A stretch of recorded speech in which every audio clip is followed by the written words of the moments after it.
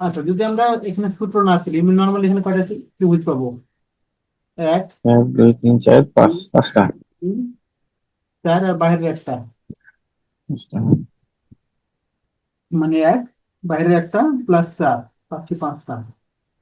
তার মানে এটা মাথায় রাখো, একটা ত্রিভুজের ভিতর যদি আর একটা ত্রিভুজ আঁকানো হয়, তাহলে ত্রিভুজ উৎপন্ন হবে একটা। একটা।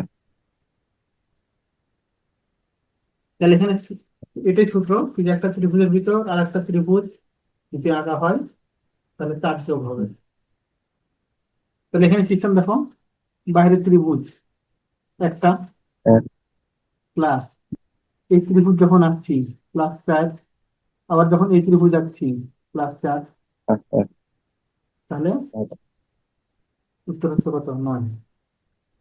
তাহলে একটা ত্রিভুজের ভিতরে যখন আরেকটা ত্রিভুজ আঁকবো, তখন বাইরের সাথে চার 4টে যোগ করে হবে। যোগ হবে।